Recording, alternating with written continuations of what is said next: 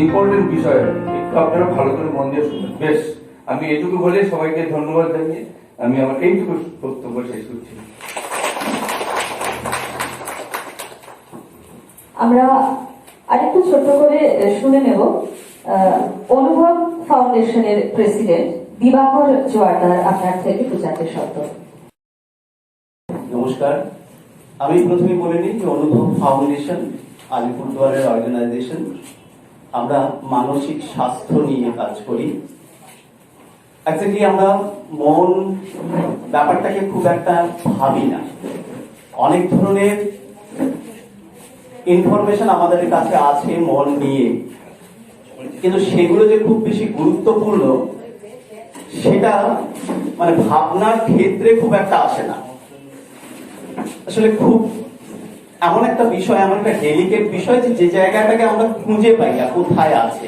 আমরা তো কেউ জানি না মন কোথায় আছে। এবার এই জানি না বলেই, দেখতে পাই না বলেই, ভিজুয়াল নেই বলেই আমরা ঠিক যত্ন নেওয়ার কথাটাও ভাবি না। আজ উনি রয়েছেন, তো একটা ঘটনা যে ক্যান্সার পর্যন্ত, ক্যান্সারে মনের কম্পোনেন্ট রয়েছে আজকে কিন্তু স্বাস্থ্যবিজ্ঞানীরা বলছেন, আমরা গুরুত্ব দিই না সেটাকে। তো এই জন্য মনের যত্ন নেওয়া আলাদাভাবে প্রয়োজন।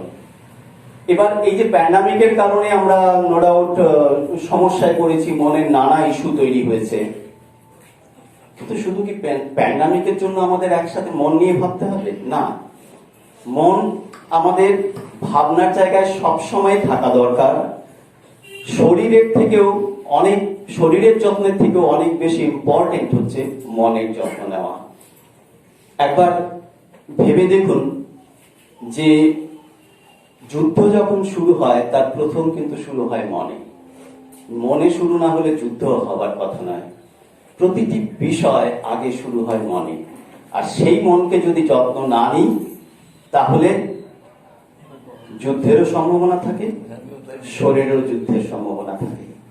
আর সেই যুদ্ধ লড়বার ক্ষেত্রে আমরা কতটা শক্তিশালী সেটা নিয়ে তো আমাদের সন্দেহ আছে।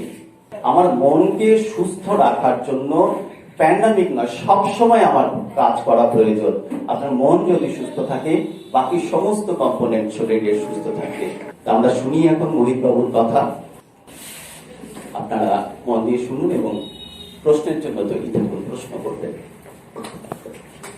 ভীষণ ভালো লাগলো এবং অবশ্যই আমরা জানবো মনের যত্ন কেন নেব। কিন্তু আজকে আমাদের মাঝে অতিথি হিসেবে যিনি উপস্থিত হয়েছেন মোহিত রাব্বি, আমাদের কৃষ্ণা ওয়েলফেয়ার সোসাইটির পক্ষ থেকে তাকে বরণ করে নেবার জন্য আমন্ত্রণ জানাবো আমাদের কৃষ্ণা আন্টিকে এবং অবশ্যই আমাদের যারা মেম্বাররা রয়েছেন। নমস্কার সবাইকে। আজকের এই উদ্যোগ কৃষ্ণা ওয়েলফেয়ার সোসাইটির তরফ থেকে যেটা নেওয়া হয়েছে, সেখানে আমাকে আমন্ত্রণ জানিয়েছেন, ধন্যবাদ জানাচ্ছি এই আমন্ত্রণের জন্য। আলিপুরদুয়ারের সঙ্গে আমার সম্পর্ক প্রায় 10 বছর হতে চলল। 2012 থেকে মানসিক স্বাস্থ্য নিয়ে এখানে মূলত সচেতনতা গড়ে তোলার উদ্দেশ্যেই গড়ে উঠেছিল আলিপুরদুয়ার অনুভব, এবং সেই অনুভব এখনো কাজ করে চলেছে মানসিক স্বাস্থ্য নিয়ে। আমি যে সংস্থার সঙ্গে যুক্ত, মন ফাউন্ডেশন, সম্পাদক বর্তমানে, ফাউন্ডার একসঙ্গে বেশ কয়েকজন সাইকিয়াট্রিস্ট মিলে এটা তৈরি করেছেন, সাইকিয়াট্রিস্ট এবং সাইকোলজিস্ট কলকাতার। কৃষ্ণা ওয়েলফেয়ার সোসাইটি সম্পর্কে জানলাম যে উদ্যোগ দিদি নিচ্ছেন, তার জন্য এই সমাজের তরফ থেকে কৃতজ্ঞতা থাকে। আজকে যে বিষয় নিয়ে কথা, মন নিয়ে, মনের স্বাস্থ্য নিয়ে, একটু আগে দিবাকরদা বলেছেন যে আমরা ত্বকের যত্ন নিই, শরীরের যত্ন নিই, কিন্তু মনের যত্ন তেমন করে নিই না। মন বলে যে কিছু আছে সেটাই আমরা খেয়াল করি না অনেক সময়।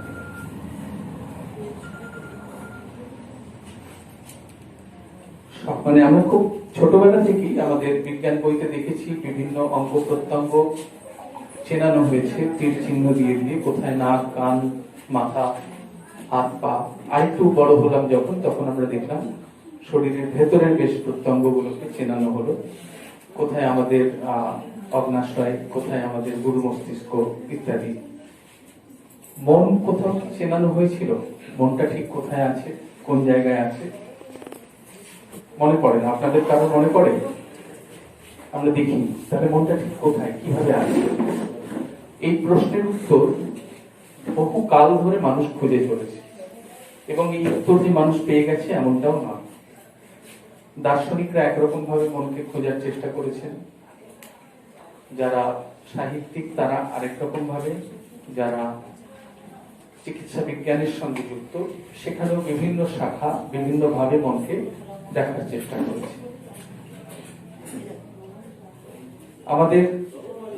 আমরা যারা মানসিক স্বাস্থ্য নিয়ে গ্রাসরুটে কাজ করি, আমরাও একরকম ভাবে বোঝার চেষ্টা করি। পেশাগতভাবে মূলত আমি কাউন্সিলর, আমার পড়াশোনা সাইকিয়াট্রিক সোশ্যাল ওয়ার্ক নিয়ে, যেখানে সমাজ মন সবটা মিলিয়ে মনকে দেখার চেষ্টা। আমাকে যদি জিজ্ঞেস করেন যে মনটা বলতে তুমি ঠিক কি বোঝো, তাহলে আমার কাছে উত্তরটা খানিকটা এরকম, যে আমাদের শরীরের ভেতরে বেশ কিছু উপাদান আছে। তার মধ্যে একটা হচ্ছে আমার জেনেটিক লোডিং বা বংশগত বৈশিষ্ট্য, যেটা নিয়ে জন্মেছি আমি। আর রয়েছে আমার শৈশব অভিজ্ঞতা, যেগুলো আমার ভেতরে রয়েছে ছোট থেকে। রয়েছে আমার মনের গঠন, যেটা তৈরি হয়েছে আমার ওই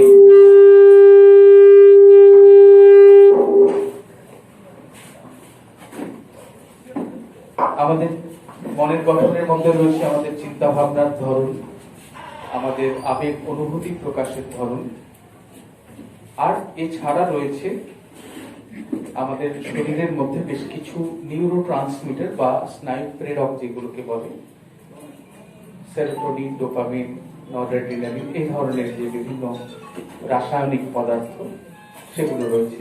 আর আমার শরীরের বাইরের যে জগৎ, এই ভেতরের এই উপাদানগুলোর সঙ্গে আমার শরীরের বাইরের যে জগৎ, তার প্রত্যেক মুহূর্তে একটা আদান প্রদান চলছে। এক্ষুনি যে মোবাইল ফোনটা বেজে উঠলো, বাজার সঙ্গে সঙ্গে আমাদের সবার কান ওইদিকে চলে গেল, আমাদের কানে এসে পৌঁছলো, কানের মধ্যে রিসেপ্টর আছে যে ওই শব্দটাকে গ্রহণ করলো এবং এক ধরনের কেমিক্যালের মাধ্যমে সেটা পৌঁছে দিল মস্তিষ্কে। সেই মস্তিষ্ক জানে যে এটা মোবাইল ফোন বাজছে, সে চিনতে পারলো, এবং তারপরে যা করণীয় সঙ্গে সঙ্গে যার বাজছিল তিনি বন্ধ করলেন কিংবা বাইরে বেরিয়ে গেলেন। এই যে পুরো প্রক্রিয়াটা খুব দ্রুত ঘটলো, এটা প্রতিনিয়ত আমাদের মনের মধ্যে ঘটে চলেছে। আমাদের চারপাশের ঘটনাগুলো আমাদের মনের মধ্যে ছাপ ফেলে, তার প্রভাব পড়ে, আর আমাদের শরীরের ভেতরে এতগুলো উপাদান আগে থেকেই রয়েছে। মনের সমস্যা হলে পরে তার প্রকাশ আমরা মূলত কয়েকটা জিনিসের মধ্যে দিয়ে দেখতে পাই। একটা হচ্ছে আমাদের চিন্তা ভাবনা, দুই হচ্ছে আমাদের আবেগ অনুভূতি, তিন হচ্ছে আমাদের পারসেপশন বা প্রত্যক্ষণ বলে, মানে আমাদের পাঁচটা ইন্দ্রিয় দিয়ে যা কিছু আমরা গ্রহণ করছি সেটার যে মানে, সেটাই হচ্ছে প্রত্যক্ষণ। সেটাকে আমরা কিভাবে মানে করছি। 4 নম্বর হচ্ছে আমাদের আচরণ। মনের সমস্যা আমাদের শরীরের মতোই অনেক রকমের, কোনো এক রকমের মনের সমস্যা হয় তাও নয়, এবং হলে পরে আমাদের এই চিন্তা ভাবনা, আবেগ অনুভূতি, প্রত্যক্ষণ আর আচরণ, এগুলোর উপর, আচরণ ব্যবহার এগুলোর উপরে তার প্রভাব পড়ে। মনের সমস্যা একদম শিশু থেকে শুরু করে মৃত্যু পথযাত্রী বৃদ্ধেরও হতে পারে, যে কোনো মানুষের হতে পারে। মনের সমস্যার কোনো ধর্ম নেই, যে কোনো ধর্মের মানুষ, যে কোনো পেশার মানুষ, যে কোনো আর্থ সামাজিক অবস্থানের মানুষ এটাতে আক্রান্ত হতে পারে। কিন্তু মনের সমস্যা সম্পর্কে আমাদের চারপাশে কিছু ভ্রান্ত ধারণা আছে। প্রথমত, মনের সমস্যাকে অনেক ক্ষেত্রেই মনে করা হয় যে কেউ কিছু করে দিয়েছে, ওরকম ভাবে কিছু করা যায় না। কেউ কিছু খাইয়ে দিয়েছে, খাইয়ে দিয়েও মনের সমস্যা তৈরি করা যায় না, এগুলো ভ্রান্ত ধারণা। কোনো মন্ত্র দিয়েও কারোর মনের সমস্যা তৈরি করা যায় না। তাহলে তো সীমান্তে যুদ্ধ হতো শুধু মন্ত্র দিয়ে, তা তো হয় না।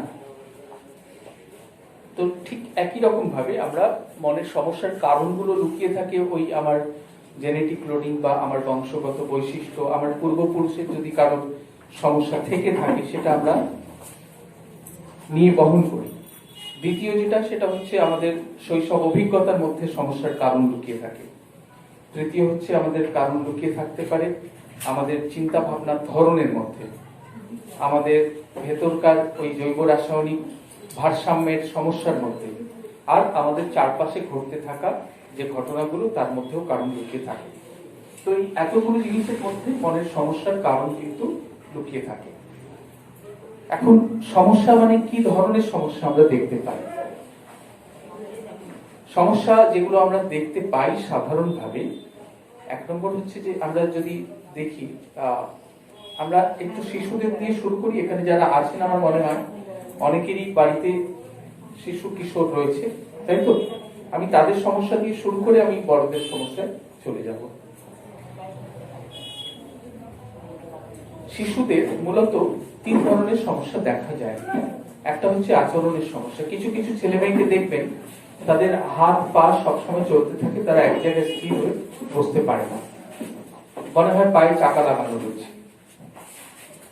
এরকম শান্ত শিশু নয় কিন্তু তারা প্রবল লাফালাফি করে, একটা জায়গায় কিছুতেই স্থির হয়ে বসে না, কারো চুল ধরে টানছে, কারো ব্যাগ ধরে টানছে। স্কুলে দিদিমণিরা দেখেন কারোর দিকে গোল্লা পাকিয়ে কাগজ ছুঁড়ে দিচ্ছে, কখনো কখনো এমন ভাবে ছোটাছুটি করছে তাতে তার নিজেরও বিপদ ঘটতে পারে এবং অন্যদেরও বিপদ ঘটতে পারে।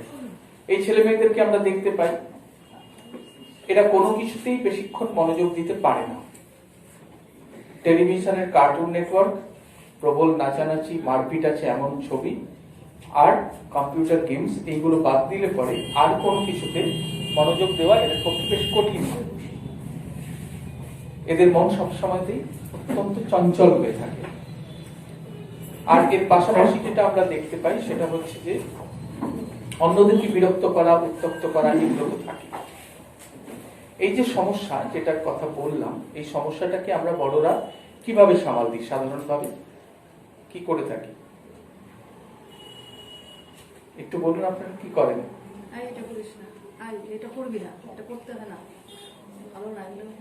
তারপর তাতে শোনে, তাতে থামে। আমরা যেটা করি এরপর সেটা হচ্ছে প্রথমে বকাঝকা দেওয়া, তারপর মারধর। বাড়িতে তো বটে, স্কুলেও হয় অনেক ক্ষেত্রে। এখন আমরা যেটা দেখতে পাই সেটা হচ্ছে যে এই বকাঝকা মারধর দিয়ে সত্যি সত্যি কি তাদের ওই দুরন্তপনা কমানো যায়, তাদের অমনোযোগ কমানো যায়? অভিজ্ঞতা বলছে খুব একটা হয় না লাভ। তাতে উল্টো যেটা হয় সেটা হচ্ছে রাগ বাড়ে, জেদ বাড়ে, অবাধ্যতা বাড়ে। তাহলে সমস্যাটার সমাধান কি? সমস্যার সমাধান যেটা বোঝা দরকার আমাদের সেটা হচ্ছে যে তাদের ভেতরে এই বয়সে শিশুদের মধ্যে বিপুল পরিমাণ এনার্জি আছে, বিপুল পরিমাণ তাদের এনার্জি। সেই এনার্জি প্রপার ভেন্টিলেশন বা খরচ করার যথেষ্ট ব্যবস্থা যদি আমরা না করতে পারি তাহলে 4 দেয়ালের মধ্যেই তার প্রকাশ আমরা দেখতে পাবো। এই ছেলে মেয়েদেরকে যদি প্রচুর ছোটাছুটি, খেলাধুলা, ঘাম ঝরানোর সুযোগ যদি দেওয়া হতো তাহলে তাদের এই অস্থিরতা কিন্তু কমত, তাদের অস্থিরতার মাত্রা এতটা বেশি হতো না। দ্বিতীয় যেটা সেটা হচ্ছে যে আমরা খুব ছোট থেকে যদি ভালো করে দেখেন, যখন শিশু খেতে চাইছে না একদম ছোটবেলায় আমরা জোর করে খাওয়াই, তাই তো? আমাদের মনে হয় যে ঠিক তার পেট ভরছে না এবং আমরা পারলে ঝিনুক দিয়ে খাওয়াই। ঝিনুক কি হয়, মুখটা সরু আর অনেকটা পরিমাণে খাইয়ে দেওয়া যায় একবারে, এবং তারপর যখন সে উগড়ে দেয় তখন আবার আমরা খাওয়াই। এটা চলতে থাকে। ছোটবেলায় সে হয়তো উগড়ে দিল, বমি করে দিল, মুখটা ঘুরিয়ে নিল, তারপরেও আমরা নাকটা চেপেও খাওয়াই। একটু বড় হওয়ার পর ওই ব্যাপারটা অত সহজ হয় না। তখন আমরা কি করি? তখন আমরা আরো সহজ উপায় বার করি। টেলিভিশনে কার্টুন নেটওয়ার্কটা চালিয়ে দিই, কিংবা মোবাইলে কিছু একটা চালিয়ে দিই ইউটিউবে, এবং তাকে খাওয়াতে শুরু করি। একই সঙ্গে সে দুটোই গিলতে থাকে, মোবাইলের ওই প্রোগ্রামও গেলে বা টেলিভিশনের ওই নেটওয়ার্কও, মানে কার্টুন নেটওয়ার্কও দেখতে থাকে আর খাবার, দুটোই তখন গেলা, মানে ঠিক খাওয়া নয়। এতে যেটা হয় যে একদিকে হচ্ছে যে সে কতটা খেতে চাইছে এটা আমি না বুঝে আমার যতটাতে অ্যাংজাইটি কমে, যতটাতে আমার টেনশন কমবে ততটা পরিমাণ আমি খাওয়াচ্ছি, এটা 1 নম্বর। তাতে শিশুটির ওজন ধীরে ধীরে বাড়তে শুরু করছে এবং পরে এটা গিয়ে বিপদ ডেকে আনছে। দ্বিতীয় যেটা, সেটা হচ্ছে যে তার ভেতরে আমি অস্থিরতা পড়ে দিচ্ছি, অস্থিরতা তার ভেতরে আমি বপন করছি, অস্থিরতার বীজ, তাকে আমি অস্থির করে তুলছি, কিন্তু তার খেলাধুলার কোনো স্কোপ আমি রাখছি না। তার খেলাধুলা বন্ধ, তার ছোটাছুটি বন্ধ, তাকে একটা ঘরের মধ্যে আমি আটকে রাখছি। পাড়াতে মেশার সুযোগ কমে গেছে। আমরা ছোটবেলায় পাড়াতে গিয়ে ছুটে বেড়াতাম, এবারে সেবারে, কিন্তু সেই সুযোগ এখনকার ছেলে মেয়েদের কাছে প্রায় নেই। বিকেল বেলা তাদের কিছু না কিছু শিখতে যেতে হয়, কারোর না কারোর কাছে পড়তে যেতে হয়, সুতরাং বিকেলটাও তাদের কাছ থেকে ডাকাতি হয়ে গেল, তাই তো? বিকেল উধাও। এই ছেলে মেয়েদের মধ্যে অস্থিরতার মাত্রা এমন একটা পর্যায়ে গিয়ে পৌঁছে পরবর্তীকালে আমরা ডাক্তার, মেন্টাল হেলথ প্রফেশনাল এদের কাছে ছুটতে বাধ্য হই, যেটা কিন্তু আমাদের ডেকে আনা একটা সমস্যা।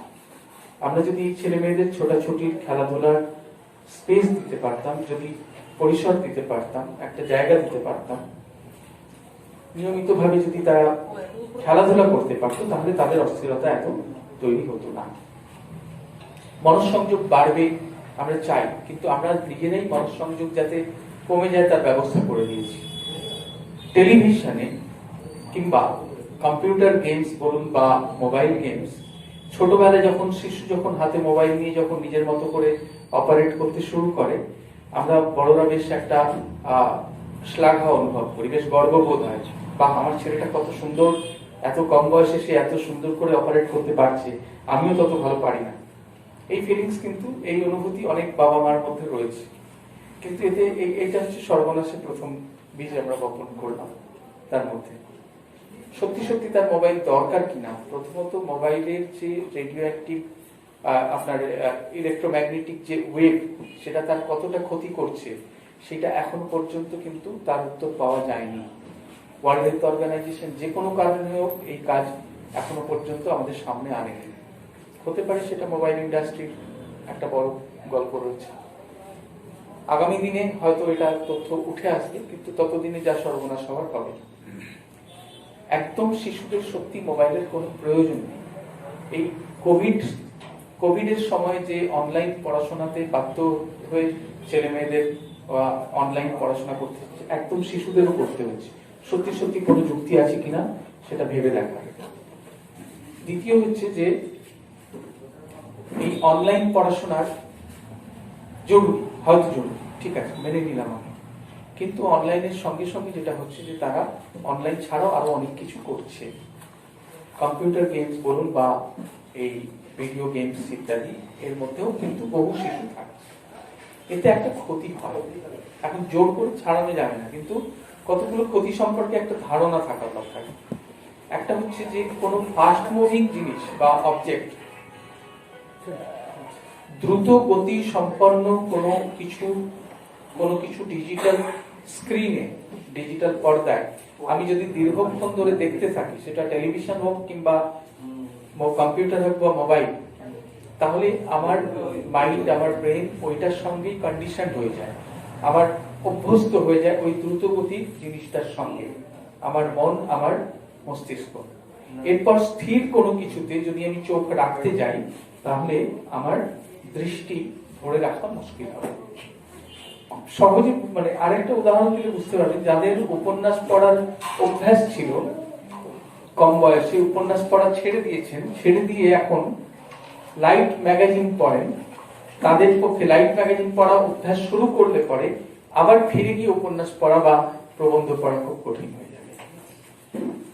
এটা একটা আসলে অ্যাটেনশন বা এই মনঃসংযোগের বিষয়টা, এটা নিয়মিত অভ্যাসের বিষয়। দ্রুত গতির কোনো কিছুতে আমি অভ্যস্ত হলে এই জায়গাটা অসুবিধে তৈরি হয়। তো শিশুদের মধ্যে এটা বাড়ছে। দ্বিতীয়ত হচ্ছে তাদের ইমাজিনেশনের জায়গাটাও ধাক্কা খাচ্ছে। আর একটা গল্পের বই পড়লে আমাদের মনের মধ্যে যে ছবি ফুটে ওঠে, সেই ছবি আমরা যদি সবাই মিলে একই গল্প, একই বর্ণনা করি, আমাদের প্রত্যেকের মধ্যে যে ছবি ফুটে ওঠে সেটা কিন্তু এক নয়, আলাদা আলাদা। শিশু এই কল্পনার জায়গাটা তৈরি করছে না, করে শিশুদের কাছ থেকে এই কল্পনার জায়গাটাকে আমরা কেড়ে নিচ্ছি। তার ফলে সামগ্রিকভাবে বুদ্ধিবৃত্তি বলতে যা বোঝায়, ইন্টেলিজেন্স, সেটাও কিন্তু প্রভাবিত হয়। আমরা এই পৃথিবীতে যা কিছু সৃষ্টি করেছি সবকিছুর মূলে কিন্তু কল্পনার একটা বড় ভূমিকা আছে। যে কোনো ইনভেনশন বা আবিষ্কারের ক্ষেত্রে আগে আমরা কল্পনা করেছি। অ্যাক্সিডেন্টাল আবিষ্কার নিশ্চয়ই অনেক, কিন্তু তার থেকে অনেক বেশি রয়েছে আগে থেকে কল্পনার ভিত্তিতে গড়ে তোলা কোনো একটা জিনিস। তো এই কল্পনার জগৎ কিন্তু আমরা কেড়ে নিচ্ছি তাদের কাছ থেকে। আমরা একটু ভেবে দেখি যে খুব ছোটবেলায় সত্যি সত্যি তাদের হাতে মোবাইল দেওয়ার দরকার আছে, আর খেলাধুলার ব্যবস্থা করা, একটু গল্প পড়ে শোনানো, গল্প পড়তে তাকে উৎসাহ দেওয়া, লাইব্রেরির মেম্বার করা, যেগুলো খুব জরুরি। এগুলো যদি করা যায় তাহলে এই সমস্যা কিন্তু অনেকটা সামাল দেওয়া সম্ভব। মারধর বকাঝকা দিয়ে সেটা সম্ভব নয়। দ্বিতীয় যেটা, সেটা হচ্ছে যে কিছু কিছু ছেলে মেয়েকে আমরা দেখবো যারা কোনো মুখে মুখে তর্ক করে, অসম্ভব জেদ, অবাধ্য দেখতে পাই। তো এই ছেলে মেয়েদের কোন বয়সের? তারা টিনেজার। এই যে টিনেজার বলতে যে সময়টাকে আমরা বলি, সেই সময়টা কত? 15-16, 13-14। এই সময়টা ক্রমশ এগিয়ে আসছে, পিউবার্টির এজ এগিয়ে আসছে ক্রমশ। পিউবার্টির কিছু বায়োলজিক্যাল ফ্যাক্টর কাজ করে, কিছু সোশ্যাল সাইকোলজিক্যাল ফ্যাক্টর কাজ করে পিউবার্টির ক্ষেত্রে। মেয়েদের মেনস্ট্রুয়েশনের সময় এগিয়ে এসছে, তথ্য তাই বলছে। আমরা দেখছি 9-10 বছর বয়স থেকে শুরু হচ্ছে। তো এই বয়সের ছেলে মেয়েদের কিছু শারীরিক পরিবর্তন যেমন দেখা যায় বয়স সন্ধিতে যারা পা দেয়, ঠিক তেমন ভাবেই তাদের মানসিক জগতেও কিন্তু বেশ কিছু পরিবর্তন আমরা দেখতে পাই। কি কি সেই পরিবর্তন? শারীরিক পরিবর্তনগুলো আমরা এখানে যারা আছি সবাই জানি, ছেলেদের এক রকমের, মেয়েদের ক্ষেত্রে আরেক রকমের। মানসিক পরিবর্তন বলা যেতে পারে মোটামুটি একই রকম, ছেলেদের ক্ষেত্রে মেয়েদের ক্ষেত্রে। কি হয় সেই পরিবর্তন? একটা হচ্ছে আমি বড় হয়ে উঠছি, এই ফিলিংসটা কাজ করতে শুরু করে। বড়দের ঘেরাটোপ থেকে বেরিয়ে নিজের মতো করে সিদ্ধান্ত নেওয়ার প্রবণতা বাড়ে। আমাকে আমার মতো থাকতে দাও, তাদের বলা যেতে পারে পছন্দের স্লোগান। আর কি দেখি আমরা, সেটা হচ্ছে যে আয়নার সামনে দাঁড়ানোটা অনেকক্ষণ বেড়ে যায়, সাজগোজ ইত্যাদি প্রতি নজর, চলতি ফ্যাশন, চলতি গান, মিউজিক, এইগুলোর প্রতি আগ্রহ, নায়ক নায়িকাদের নকল করতে শুরু করা, কোন খেলোয়াড়কে নকল করা, তার হেয়ার কাটিং নকল করা। আর আমরা বড়রা কি করি এই সময়টা? আর যেটা হয় যে যৌনতা নিয়ে, সেক্স নিয়ে তাদের কৌতূহল তৈরি হয়, আগ্রহ তৈরি হয়, নানান রকম এক্সপেরিমেন্টেশন শুরু হয় এই বয়সে। এই যে যে লক্ষণগুলো বললাম, এগুলো কি স্বাভাবিক না অস্বাভাবিক? স্বাভাবিক। এইগুলো আমরা যারা এই বয়সে এসে পৌঁছেছি, আমরা প্রত্যেকে এইগুলোর মধ্যে দিয়ে এসেছি, এর কোনোটা বাদ দিয়ে নয়। তো এদের মধ্যে যখন আমরা এগুলো দেখতে পাই, তখন আমরা কি বলি?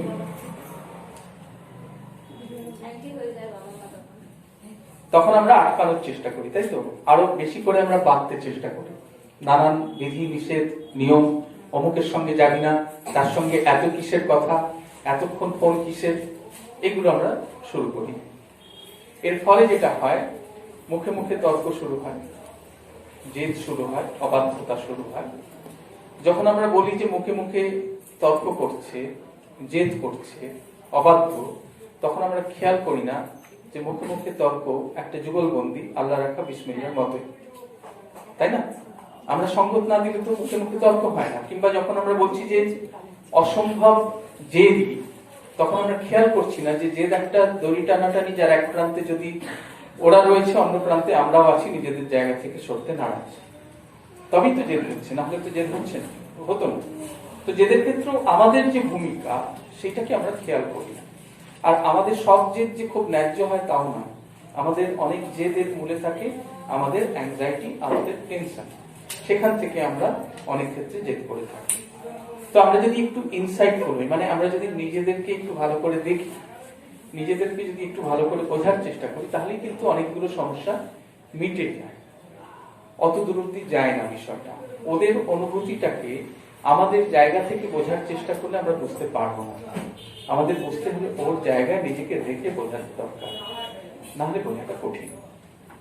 তৃতীয়ত আরেক ধরনের সমস্যা যেটা দেখা যায় সেটা হচ্ছে নিয়ম ভাঙার প্রবণতা, সবকিছু মানে অসামাজিক আচরণের প্রবণতা, কারণে অকারণে মিথ্যে বলা, অন্যের জিনিস নিয়ে নেওয়া থেকে শুরু করে মারপিট, ভাঙচুর, বাড়িতে না বলে মানে বেরোনো, কিংবা স্কুলের নাম করে বেরিয়ে গিয়ে স্কুলে না গিয়ে অন্য কেউ ঘুরে এসে আবার ফেরা, যা কিছু নিয়ম ভাঙার প্রবণতা সেগুলো এই বয়সে কিছু কিছু ছেলে মেয়ের মধ্যে আমরা দেখতে পাই।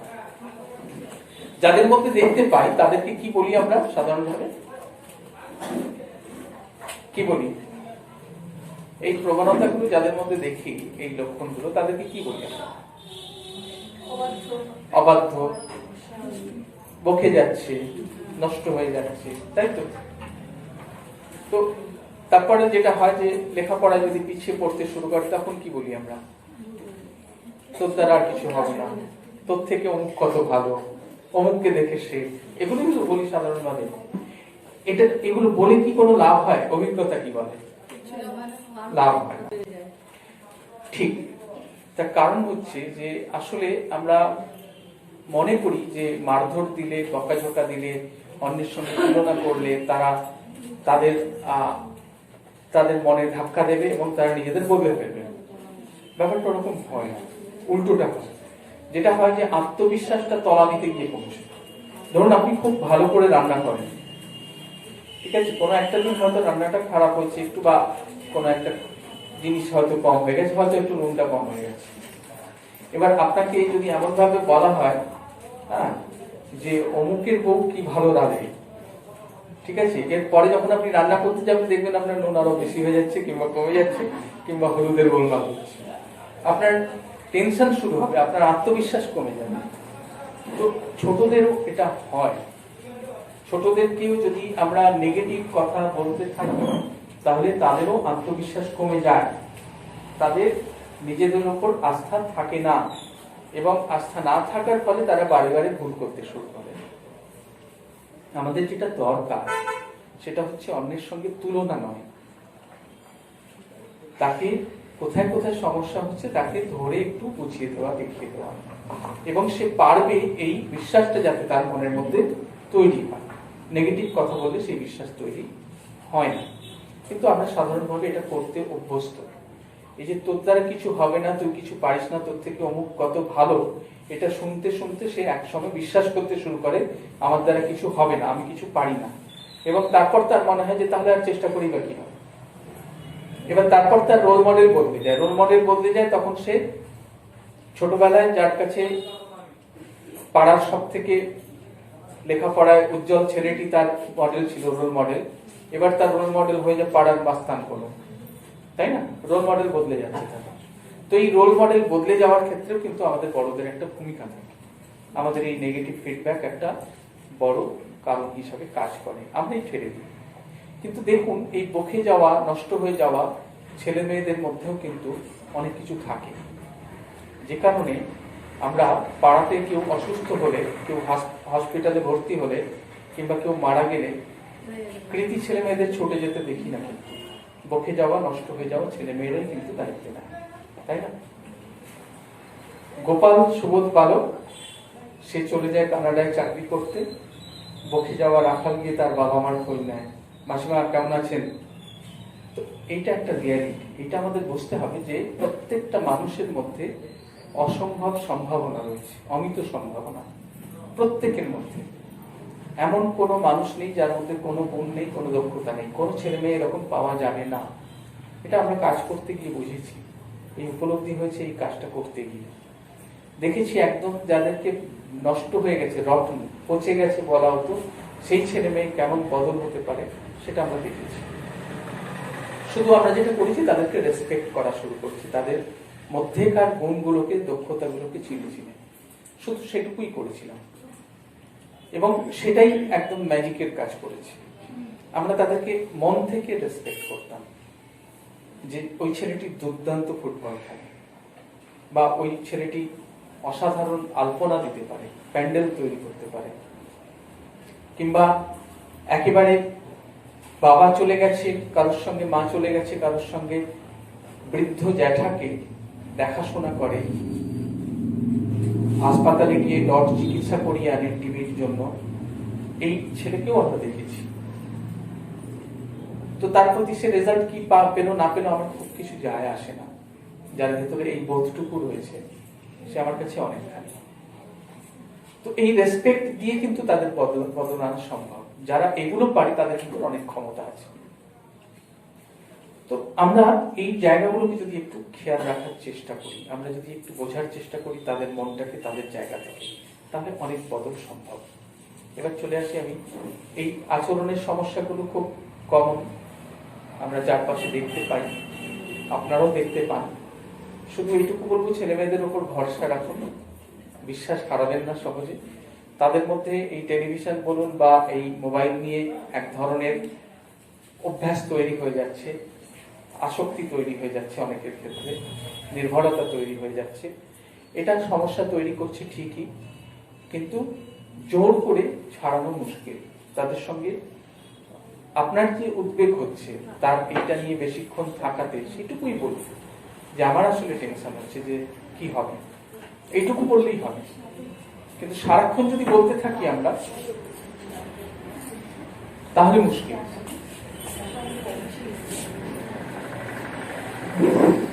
সারাক্ষণ যদি পড়াশোনা নিয়ে বলতে থাকি তাহলে মুশকিল। তাদেরকে অন্য উদ্যোগগুলোর দিকেও কিন্তু ঠেলতে হবে, নানান রকম কাজের মধ্যে, সামাজিক কাজের মধ্যে তাদেরকে একটু ঠেলতে হবে, তাহলে বদল হবে। এবারে যে সমস্যাগুলো নিয়ে কথা বলবো সেগুলো আমার আপনার প্রত্যেকের, ছোটদের। এগুলো আচরণের সমস্যা ছিল, যেগুলো শিশুদের ক্ষেত্রে আলাদা করে বলা ছিল শিশু কিশোর সবার জন্য। আর এখন যে সমস্যাগুলো নিয়ে বলবো সেগুলো যে কোনো বয়সের মানুষের হতে পারে। টেনশন হয় আপনাদের? টেনশন হয়, কি হয় টেনশন হলে? কি করে বোঝেন টেনশন হলে? কি করে বোঝেন যে টেনশন হচ্ছে? কনসেন্ট্রেশন থাকে না। আর কি অসুবিধা হয়? কি করে বোঝেন অ্যাংজাইটি হলে? বোঝার উপায়, খিটখিট করে মেজাজ। আর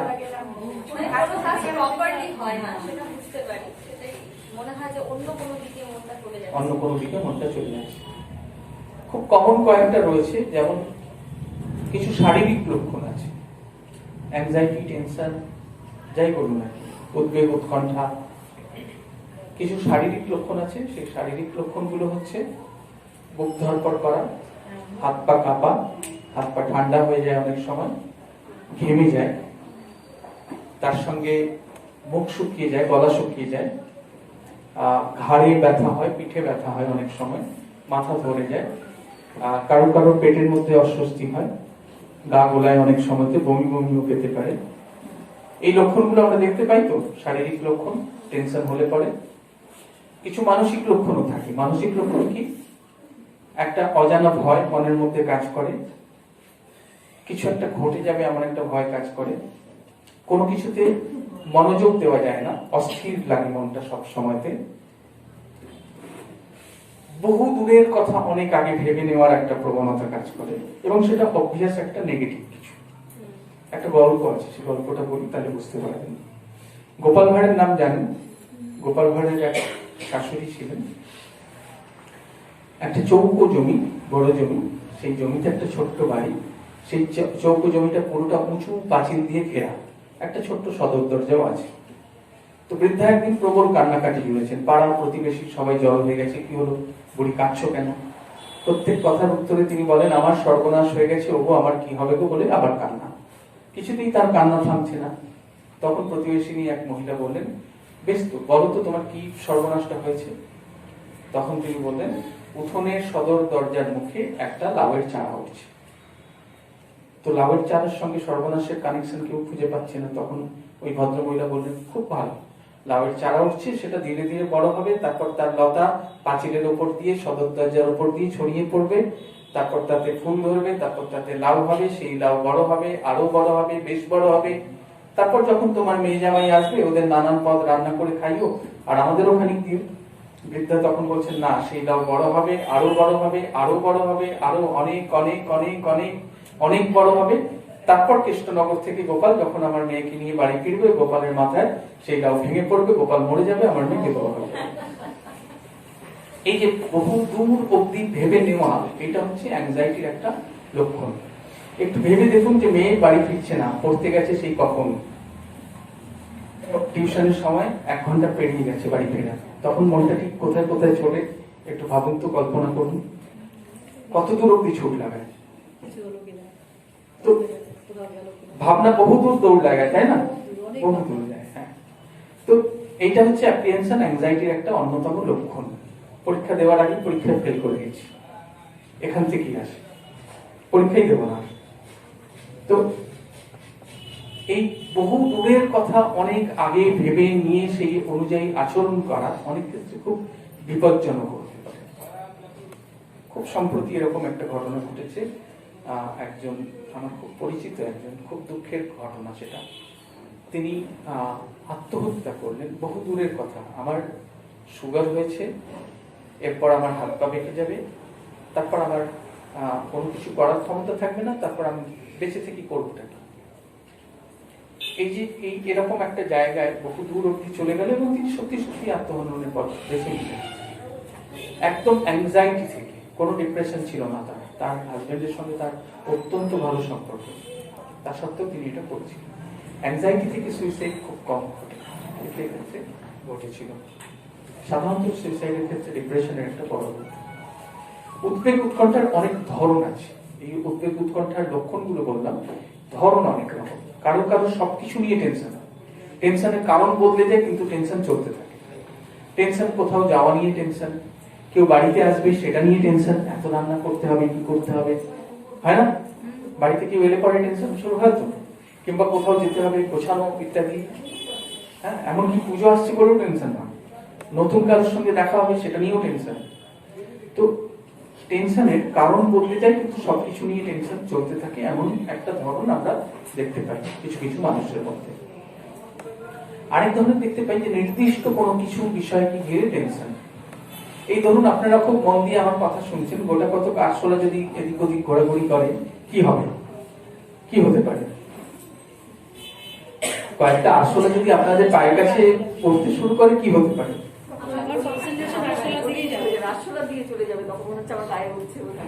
একটা সমবেত কত্থক হয়ে যেতে পারে, তাই না? এটা আমরা দেখে থাকি সাধারণভাবে।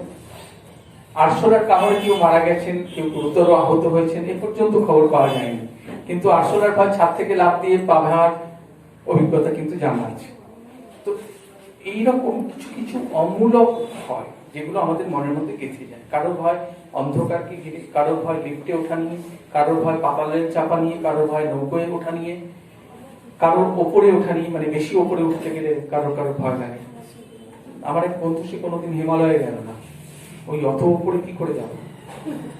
তো এই ভয়, কারো বদ্ধ ঘরে ভয়, কারো কারো একটু ঘরটা বন্ধ হয়ে আসছে, ভিড়ের মধ্যে ভয় কারো কারো, কেউ কেউ বাইরে একা যেতে ভয় পায়, সেটাও এক ধরনের ফোবিয়া, ওরা ফোবিয়া, যে বাইরে একা গেলে যদি আমার হার্ট অ্যাটাক হয়, যদি কিছু হয়ে যায়, এই ভাবনা অনেকের মধ্যে কাজ করে। এগুলো হচ্ছে ফোবিয়া, এগুলোকে বলে সাধারণভাবে। ফোবিয়া মানে অমূলক ভয়, সেই ভয়ের কারণে সেই জিনিসের যেটাকে ঘিরে ভয় তার কাছাকাছি গেলে প্রচন্ড উদ্বেগ উৎকণ্ঠা, প্যানিক অ্যাটাক পর্যন্ত হয়ে যেতে পারে। আরেক ধরনের সমস্যা যেটা হচ্ছে যে বিপর্যয়ের পরবর্তীকালে, যে কোনো বিপর্যয়, সেটা মানুষের দ্বারা ঘটানো হতে পারে কিংবা প্রাকৃতিক বিপর্যয় হতে পারে, তার রেঞ্জ অনেক সময়তে একটা ক্ষতের মতো থেকে যায়। আমরা ভূমিকম্প এর আগে আপনারা দেখেছেন, ভূমিকম্পের রেশ অনেকের মনের মধ্যেই কিন্তু অনেকদিন অবধি থেকে যায়। আবার হবে না তো, মানে কোনো কারণে যদি ধরুন ল্যাম্পশেডটা একটু কাঁপছে, ভূমিকম্প হচ্ছে না তো। কখনো কখনো ট্রমা, কোনো কোনো ক্ষত মনের মধ্যে ফিরে ফিরে আসতে থাকে।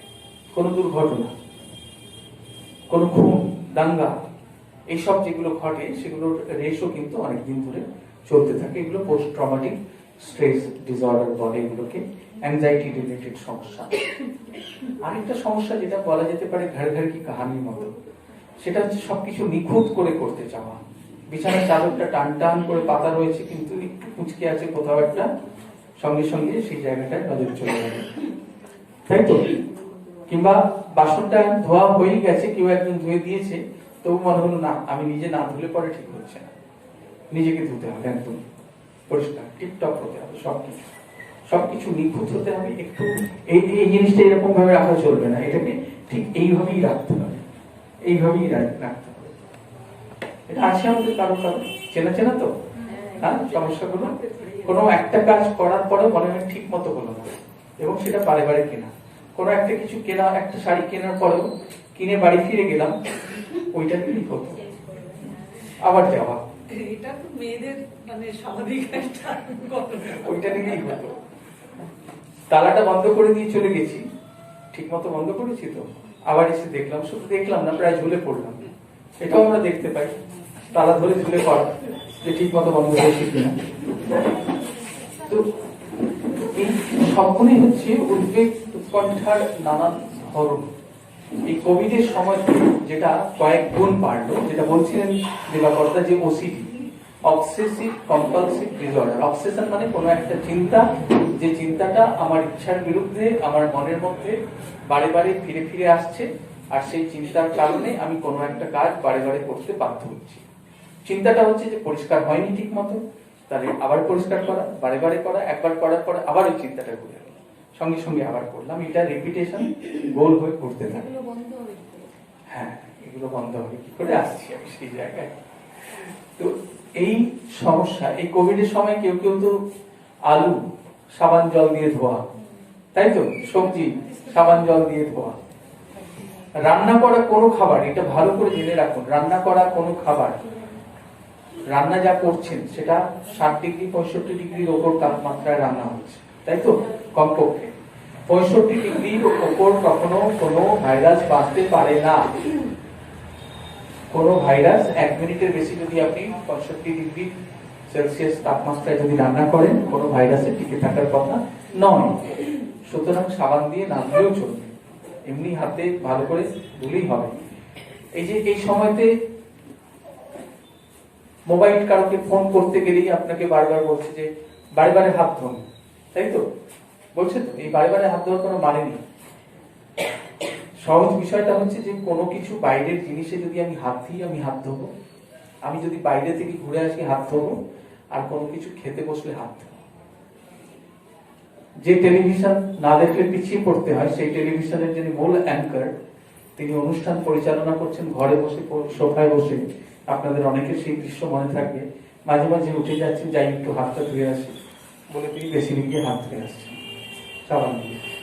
এটা একেবারে বোকা বোকা ব্যাপার, এটার সঙ্গে বিজ্ঞানের কোনো সম্পর্ক নেই। ওয়ার্ল্ড হেলথ অর্গানাইজেশনের যে তথ্যগুলো রয়েছে, সেগুলোকে যদি ভালো করে আমরা পড়ি, তাহলেই বুঝতে পারবো যে এই 3টে ক্ষেত্রে হাত ধোয়া, 1 বাইরে থেকে ফিরে, 2 বাইরের কোনো জিনিসে হাত ধোয়া দেওয়া, 3 হচ্ছে খাওয়া, কোনো কিছু খেতে খাবো যখন, তখন আমি হাত ধোবো।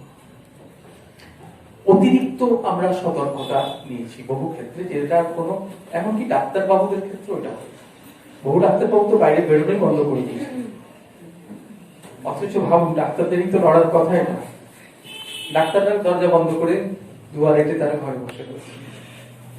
এটা খুব দুঃখের, মানে এটা বেসিক অ্যাওয়ারনেস এর সমস্যা, ট্রেনিং এর সমস্যা। আমি নিজে কোভিড হাসপাতালে যেতাম, একদম কোভিড হাসপাতালে, যখন ওখানকার নার্সিং স্টাফরা প্রবল অ্যাংজাইটির মধ্যে, সেই সময় আমার ডাক পড়েছিল, আমি ওখানে যেতে শুরু করেছিলাম। এটা হচ্ছে এপ্রিল মে গত বছরের, সেই সময় কোভিড এখানে প্রবল ভাবে চলছে। তো আমি গিয়ে ওখানে নার্সিং স্টাফদের সঙ্গে বসে কথা বলেছি, এবং কোন রকম কোনো অসুবিধা তখন হয়নি। আবার কোভিড হয়েছে, পরে হয়েছে, সেটা আমার পার্সোনাল চেম্বার থেকে হয়েছে, আমাকে 12 দিন থাকতে হয়েছে হাসপাতালে। তো এখন কোভিড আমাদের প্রত্যেকের হবে, কোভিড নিয়ে আমাদের অতিরিক্ত আতঙ্ক যেটা তৈরি করা হচ্ছে, সেই আতঙ্কের কোনো যুক্তি নেই। কোভিড হবে, কোভিডের সঙ্গে আমাদের থাকতে হবে। আমাদের সতর্কতা হচ্ছে মাস্ক, আমরা চেষ্টা করবো মাস্ক পরে থাকার, অন্তত যেখানে প্রচুর মানুষজন রয়েছে, কিংবা জ্বর হলে আমাদের বাড়িতে থাকতে হবে, জ্বর কাশি হলে বাইরে বেরোনোটা বন্ধ করতে হবে, পারলে বাড়িতে আলাদা করে থাকতে হবে, এইটুকু একটু মেনটেন করা।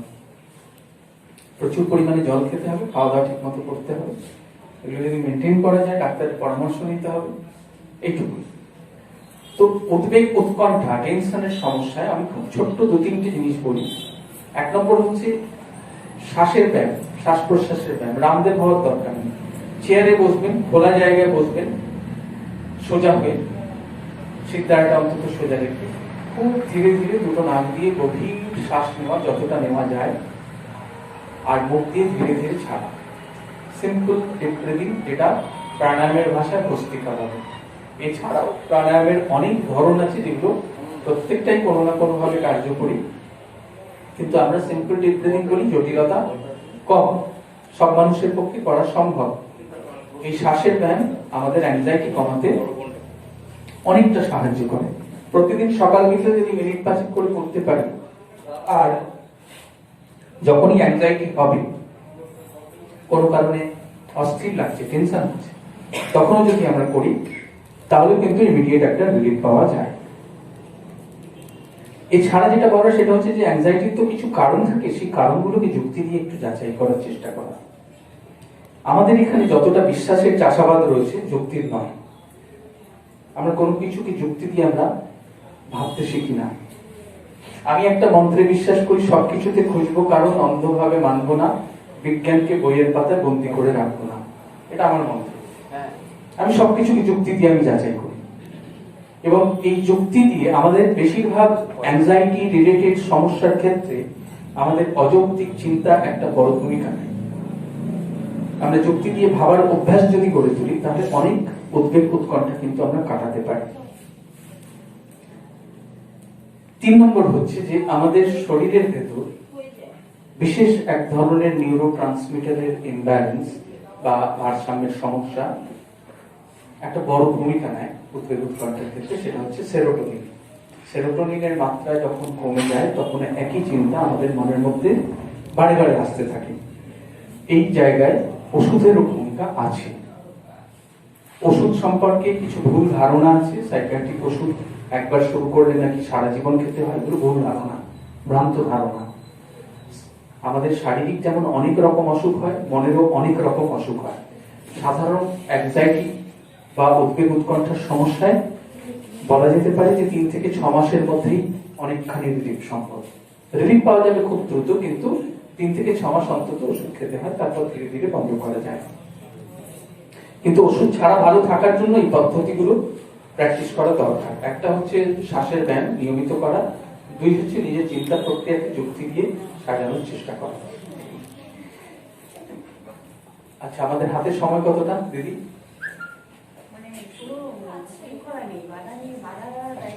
তাহলে আরো 2 ধরনের সমস্যা বলে আমি শেষ করবো। আরেক ধরনের সমস্যা, যেগুলো হয় শারীরিক মানসিক কারণে, কিন্তু উপসর্গগুলো, লক্ষণগুলো হয় শারীরিক।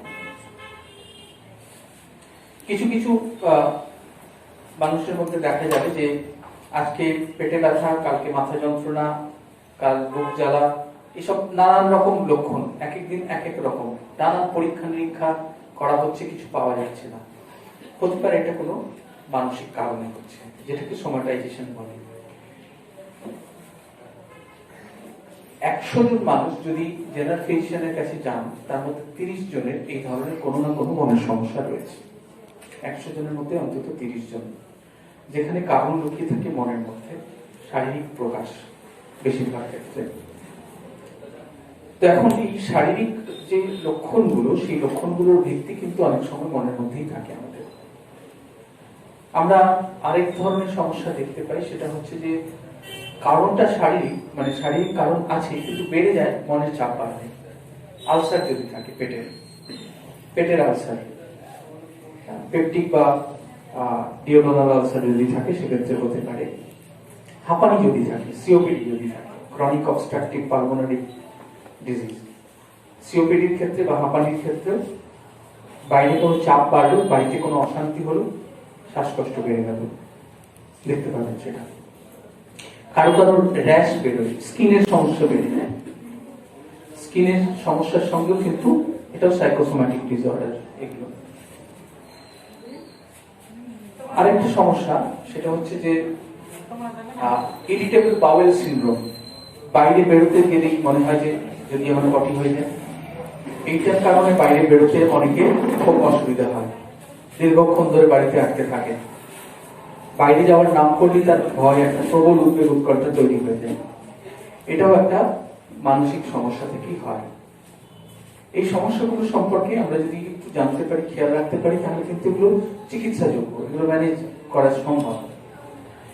আরেক ধরনের সমস্যা আপনারা জানেন যে কিছু কিছু মেয়েদের মধ্যে একটু বেশি দেখা যায়, সেটা হচ্ছে অজ্ঞান হয়ে যাওয়া। ঠিক মৃগী নয়, মৃগীতে কি হয়, একটা নির্দিষ্ট রিদমে ঝাঁকুনি হয়, কনভালশন হয়, কিন্তু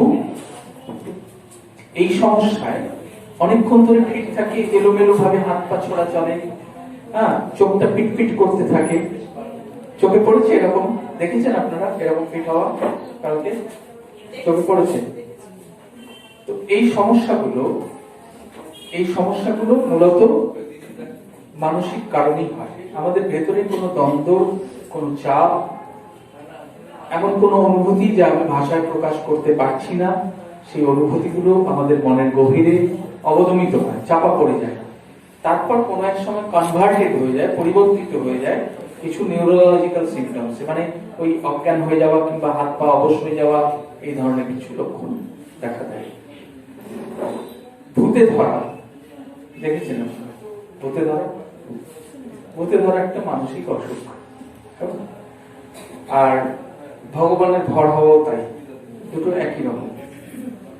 একই রকম অসুখ।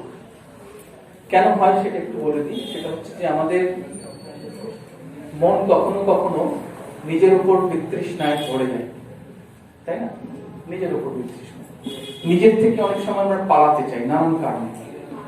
কিন্তু আমি খুব দুর্বল, আমি কোনো কিছু করতে পারছি না, অসহায় লাগছে আমার, তখনও আমার নিজের থেকে পালাতে ইচ্ছে করে। পালাবো চাইলে তো আর নিজের বাড়িটা ছেড়ে আমি বেরিয়ে যেতে পারি নিব। তাহলে কি উপায়? উপায়টা হচ্ছে যে আমার আত্মাটা যদি অন্য কারোর উপর ভর করে, তাহলে তো মিটে গেল। আমি তখন আমি নেই, আমি আর আমি নেই। এই আমি আর আমি নেই, এই যে ব্যাপারটা, এটা চিকিৎসা বিজ্ঞানে বলে dissociative identity disorder. Dissociative identity disorder মানে নিজের থেকে ডিসোসিয়েট করা, নিজের থেকে বিচ্ছিন্ন করে দেওয়া, নিজের শরীর থেকে নিজেকে বিচ্ছিন্ন করে নেওয়া। আমি কাকে থাকতে দিলাম, ওই সময়টা আমি ধার দিলাম কোন ঠাকুর দেবতা কিংবা ভূতপ্রেত। এখন ঠাকুর দেবতা বা ভূতপ্রেত দুটোই তো আমারই বানানো, আমি কল্পনা না করলে তো দুটোর কারোরই সৃষ্টি হতো না। তো তারা আমার শরীরের মধ্যে থাকুন, ততক্ষণ আমি চললাম। এবার সেই সময় আমাকে লোকজন ট্রিট করছে কিভাবে, হয় ভূতপ্রেত হিসাবে কিংবা ঠাকুর দেবতা হিসাবে। তাতে যেটা হচ্ছে, এক, আমার দিকে নজর দেবে লোকজন, যেমন আমাকে গুরুত্ব দেবেন, আমার আসল সমস্যাটাও খোঁজার চেষ্টা করবে কেউ কেউ, যে কেন হচ্ছে এরকম বোঝার চেষ্টা করবে। এটা যে আমি ইচ্ছে করে করছি তা কিন্তু নয়। আমাদের মন আসলে বড় অদ্ভুত জিনিস, সে তার নিজের মতো করে নানান রকমের পদ্ধতি সে উদ্ভাবন করে, ঠিক আছে? তো এটা একটা সমস্যা যেটা দেখা যায়, খুব কমন এগুলো। এবার আমি শেষ যে সমস্যাটি নিয়ে কথা বলবো, বলে আমি শেষ করব। মন খারাপ হয় আপনাদের? হয়। কি হয় মন খারাপ হলে? চুপ থাকতে ইচ্ছে করে, আর কোনো কিছুতে কাজে মন লাগে না, কোনো কিছু মন না, ভালো লাগে না। আর কি ভালো লাগে না, কাজ করতে এনার্জি থাকে না, ইচ্ছেও থাকে না, আর বিরক্তি বেড়ে যায়, কান্না পায়। ঠিক, একদম। সাধারণ মন খারাপের মধ্যে দিয়ে আমরা সবাই যাই, যে কটা লক্ষণ বললেন এগুলো আমাদের প্রত্যেকের হয়। কিন্তু কারোর কারোর মন খারাপের মাত্রা খুব তীব্র থাকে, অনেক দিন ধরে চলে, এবং আমাদের কোনো কিছুতেই ভালো লাগে না, কোনো কিছু আনন্দ নেয় না। অন্য সময় যেগুলো ভালো লাগতো সেগুলো ভালো লাগে না। কারোর সঙ্গে কথা বলতে ইচ্ছে করে না, কেউ বেশি কথা বললে বিরক্তি হয়, রাগ হয়, শব্দ সহ্য হয় না, বেশি আলো সহ্য হয় না, পাশে কেউ কথা বললেও বিরক্তি হয়। টেলিভিশন চললে মনে হয় গিয়ে মেরে ফেলি, ভেঙে ফেলি গিয়ে। কেউ জ্ঞান দিতে এলে মনে হয় দুটো জড়িয়ে দিই। এই যে মন খারাপের যে এই মাত্রা, তার সঙ্গে যেটা যোগ হয় সেটা হচ্ছে খিদে ঠিক থাকে না, খেতে ইচ্ছে করে না খুব একটা। কারো কারো উল্টোটা হয়, প্রচুর খেতে ইচ্ছে করে, সারাদিন খেতে ইচ্ছে করে। ঘুমের ক্ষেত্রে যে সমস্যাটা হয়, হয় সারাদিন চোখ বন্ধ করে বিছানায় অন্ধকার করে ঘর শুয়ে থাকতে ইচ্ছে করে। রাতে ঘুম মাঝরাতে ভেঙে যায়, ভোর রাতে ভেঙে যায়, তখন খুব নেগেটিভ চিন্তা আসতে শুরু করে। নেগেটিভ চিন্তা কিরকম? নেগেটিভ চিন্তাটা হচ্ছে এইটাই যে প্রথম যেটা মনে হয় সেটা হচ্ছে জীবনটা ব্যর্থ হয়ে গেল, কিছুই হলো না, এটা প্রথম আসে। সবকিছুর জন্য বোধহয় আমিই দায়ী। তারপর যেটা মনে হয় আমি সম্পূর্ণ একা, আমার পাশে কেউ নেই, কেউ বোঝে না আমাকে। তারপরে যেটা মনে হয় তার থেকেই তো কি হবে, চলে যাই ভালো। কোথায় যাবো আমরা? হয় বাড়ি থেকে পালিয়ে কোথাও, কেউ কেউ সন্ন্যাসী হতো আগে, আবার কেউ কেউ আত্মহত্যা করে। সেখান থেকে আত্মহননের ভাবনাগুলো মনের মধ্যে আসে। একটা যেটা বলে নেওয়া দরকার যে আমাদের মন কখনো সরল রেখা ধরে চলে না, কখনো সে উপরে উঠে, কখনো নিচে নামে, এভাবেই চলে। যখন বেশি নামে তখন এই নেগেটিভ চিন্তাগুলো আমাদের মনের মধ্যে আসে।